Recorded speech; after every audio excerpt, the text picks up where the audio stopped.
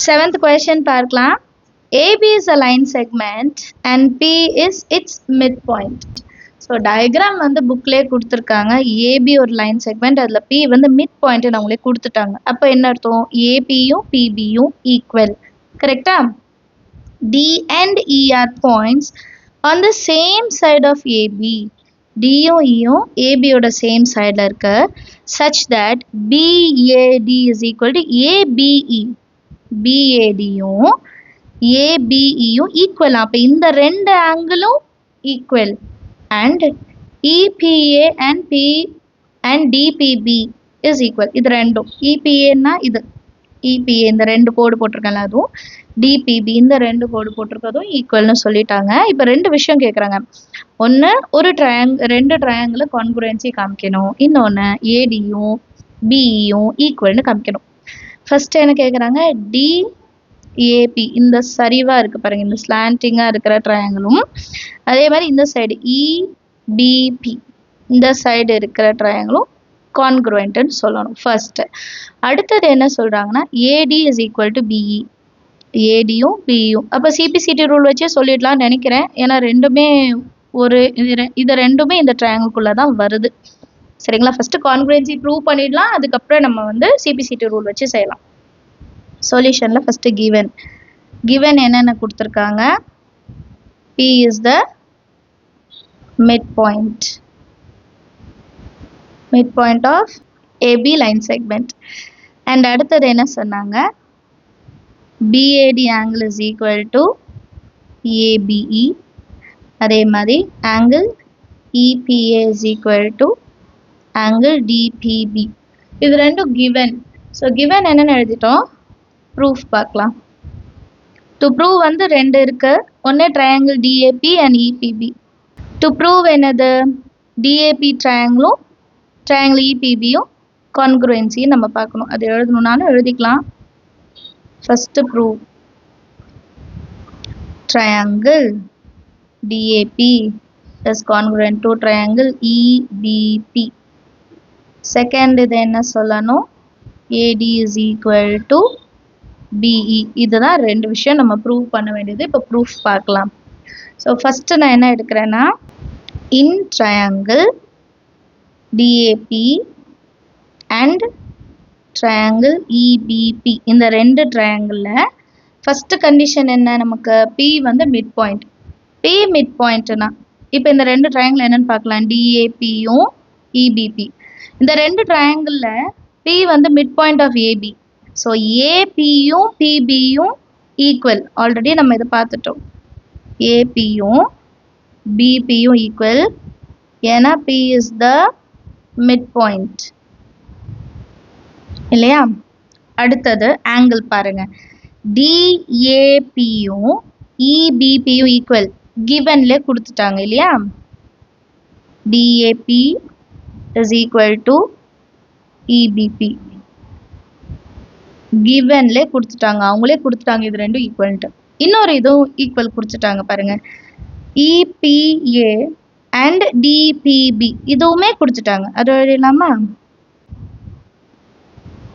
Angle EPA is equal to DPB இதுவுமே given தான் இல்லையா? ஸோ இந்த ரெண்டு ஆங்கிளும் கிவன்ல கொடுத்துட்டாங்க. இப்போ நான் என்ன பண்ணுறேன், அடிஷ்னலாக என்ன பண்ணுறேன்னா, இந்த ஆங்கிள் கூட நம்ம டயக்ராமில் இபிடின்னு ஒரு ஆங்கிள் இருக்குது பாருங்கள், ரெண்டுத்துக்கும் நடுவில் இந்த ஆங்கிளை இந்த ரெண்டு ஆங்கிள் கூடயும் நான் ப்ளஸ் பண்ண போகிறேன். நம்ம லாஸ்ட் சம் செஞ்சோம் இல்லையா, அதே தான். EPA plus EBD, adding EPD on both sides, which is equal to angle EPD plus DPB. Adding EPD on both sides, ரெண்டு சைட்லேயும் EPDன்றதை நம்ம ஆட் பண்ணியிருக்கோம் இல்லையா? இப்போ இந்த ரெண்டு லைன் ஆட் பண்ண பிறகு டயக்ராம் பாருங்கள். EPA ப்ளஸ் EPD, அப்போ ஆங்கிள் எப்படி வரும்? APD இந்த ஃபுல் ஆங்கிள் ஆகிடுமா? அதே மாதிரி இந்த சைடு பாருங்க, EPD ப்ளஸ் டிபிபி, அப்போ இபிபின்னு மாறிடுமா? அண்டர்ஸ்டாண்டா? இந்த ஃபுல் ஆங்கிளும் இந்த சைடு இருக்க ஃபுல் ஆங்கிளும் எழுதிக்கலாமா? ABD is equal to BPE.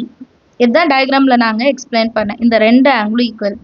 இப்போ நம்ம ரெண்டு ட்ரையாங்கிளில் இப்போ நம்ம கம்பேர் பண்ண ரெண்டு ட்ரையாங்கிளில் ஒரு சைடு ஈக்குவல், ஏவும் பியும் ஈக்குவல், அண்ட் இந்த ரெண்டு ஆங்கிளும் ஈக்குவல். இப்போ இந்த மூணு கண்டிஷன் வச்சு நான் என்ன பண்ணலான்னா, by ASA rule triangle DAP is congruent to triangle EBP ன்னு எழுதிக்கலாமா? மூணு கண்டிஷன் என்னென்ன? First AP is equal to BP, அப்புறம் DAP is equal to EPB, அப்புறம் APD is equal to BPE. இந்த மூணு கண்டிஷன் வச்சு நான் இந்த ரெண்டு ட்ரையாங்கிளும் கான்குரண்ட்னு சொல்லிடலாம். ஸோ ஃபர்ஸ்ட் ப்ரூஃப் பண்ணிட்டோம் இல்லையா? செகண்ட் என்ன கொடுத்துருந்தாங்கன்னா, AD is equal to BE. நம்ம எடுத்துக்கிட்ட ரெண்டு ட்ரையாங்கிள் பாருங்க, DAP ஒன்று, EPB ஒன்று.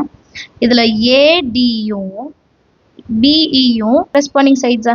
இந்த ரெண்டு ட்ரையாங்கிளும் கான்குரண்ட்னு ப்ரூஃப் பண்ணிட்டோம். அப்போ கரஸ்பாண்டிங் சைடு வந்து ஈக்குவலாக தானே இருக்கும் இல்லையா? பை CPCT ரூல்னு எழுதிட்டாலே போதுமா? Therefore, triangle DAP is congruent to triangle EBP. So, AD is equal to BE. Reason என்ன? CPCT ரூல்னு எழுதிட்டா போதும். சரிங்களா? இந்த ரெண்டு ட்ரையாங்கிளும் கான்குரன்சியில் இருக்கிறனால ஏடியும் பியும் ஈக்குவலாக தான் இருக்கும். அதுக்கு ரீசன் என்ன? Corresponding parts of congruent triangles are equal. Understand ஆச்சா? லாஸ்ட் சம் பார்க்கலாம். நெக்ஸ்ட் 8th கொஸ்டின் பாருங்க. இன் ரைட் ட்ரையாங்கிள் ஏபிசி, அப்போ அதில் ஒரு ரைட் ஆங்கிள் இருக்குன்னு அர்த்தம். Right angle at C. இப்போ டயக்ராம் வந்து நமக்கு புக்லேயே கொடுத்துருக்காங்க. ஏபிசின்றது ஒரு right angle triangle and right angle at சின்னு அவங்களே கொடுத்துட்டாங்க. M is the mid point of hypotenuse AB. AB வந்து ஹைப்போடெனஸ்னா எம் வந்து மிட் பாயிண்ட். அப்போது ஏஎம்மும் பிஎம்மும் ஈக்குவலாக இருக்கும். And produced to a point D. அப்போ இது வந்து இன்னும் கொஞ்சம் எக்ஸ்டெண்ட் பண்ணி டி வரைக்கும் கொண்டு போகிறோம். டி பாயிண்ட் வரைக்கும் கொண்டு போகிறோம். Is joined to point P. Point பியோட ஜாயின் பண்ணுறோம். ஸோ நமக்கு இப்படி ஒரு ஷேப் கிடைச்சிருது. ஷோ தட் ட்ரையாங்கிள் ஏஎம்சி இந்த பக்கம் இருக்கு பாருங்க, AMC is congruent to BMT. இந்த சைடும் இந்த ட்ரையாங்கிளும் கான்குரண்ட்னு ப்ரூஃப் பண்ணும். அடுத்தது angle DPC is a right angle. இது வந்து 90 டிகிரின்னு ப்ரூஃப் பண்ணும். இன்னொன்னும் கேட்டிருக்காங்க, என்னன்னா triangle DPC is congruent to ACB. இந்த ரெண்டு ட்ரையாங்கிள். அண்ட் லாஸ்டா CM is half of AB அப்படின்னு கேட்குறாங்க. M மிட் பாயிண்ட்னு தெரியும், ஆனால் CM வந்து ABயோட ஹாஃப் அப்படின்ட்டு ப்ரூஃப் பண்ணுமா? ஸோ ஒரு கொஷின்லேயே 4 சப்டிவிஷன் இருக்கு. 1 by 1 சால்வ் பண்ணலாம். இன் right triangle ABC, M is midpoint of AB and angle C வந்து 90 டிகிரி. இதுதான் நமக்கு கொடுத்துருக்காங்க. வேறு எந்த கண்டிஷனுமே அவங்க வந்து கொடுக்கல. சரிங்களா? M வந்து மிட் பாயிண்ட்னு கொடுத்துருக்காங்க, அவ்வளோதான். இப்போ நம்ம ஒரு ப்ரூஃபாக சால்வ் பண்ணலாம். டு ப்ரூவ் நான் 1 by 1 எழுதுகிறேன். ஃபர்ஸ்ட் கண்டிஷன் என்னன்னா, triangle AMC is congruent to triangle BMT நம்ம ப்ரூஃப் பண்ணோம். கரெக்டா? இப்போ ரெண்டு ட்ரையாங்கிள் என்னதுன்னு பார்த்துடலாம். ஏஎம்சி இந்த சைடு ஒன்று இருக்கு, அப்புறம் பிஎம்டி இந்த சைடு ஒன்று இருக்கு. இந்த ரெண்டு சைட்லேயும் நமக்கு ஒரு விஷயம் தெரியும், ஏஎம்மும் அண்ட் பிஎம்மும் ஈக்குவல். ஏஎம்மும் பிஎம்மும், ஏன்னா M is a mid point இல்லையா? ஃபர்ஸ்ட் அது எழுதிடலாம். AM is equal to BM, M is mid point of AB. சும்மா ஷார்ட்டாக நம்ம எழுதிக்கிட்டா போதும். அடுத்தது பாருங்க, கொஷின்லேயே கொடுத்துட்டாங்க such that CM is equal to டிஎம்னு அவங்களே கொடுத்துட்டாங்க. அதை எழுதிக்கலாம். CM is equal to DM given அவங்களே கொடுத்துட்டாங்க. அடுத்தது ஆங்கிள் பார்த்தீங்கன்னா இந்த ரெண்டு சைடும் வெர்டிகலி ஆப்போசிட் ஆங்கிள்ஸா? அப்போ நான் எப்படி எழுதலாம்? ஏஎம்சி இஸ் ஈக்குவல் டு பிஎம்டியா? வெர்டிகலி ஆப்போசிட் ஆங்கிள்ஸ் எழுதிக்கலாமா? AMC angle is equal to angle BMD vertically opposite angles எழுதணும் sides opposite angles are equal.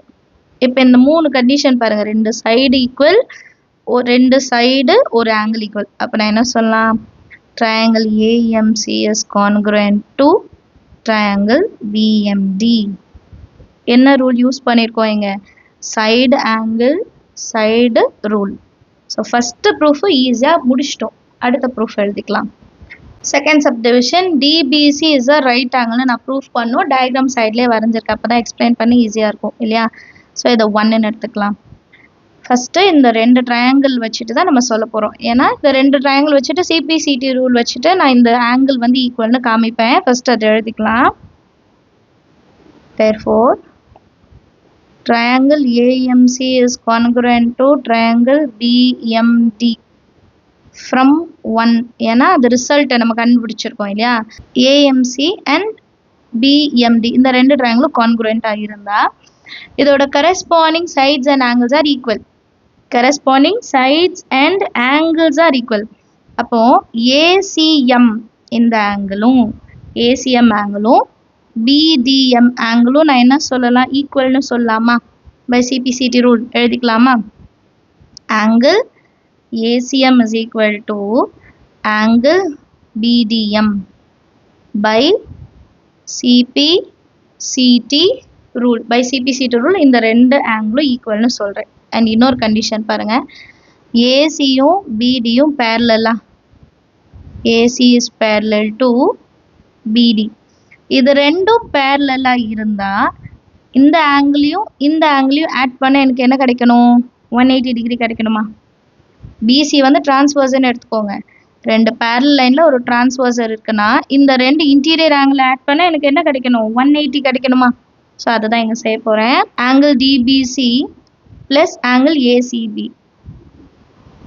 Add பண்ணால் 180 டிகிரி கிடைக்கணும். ஏன்னா interior angles on the same side of transversal.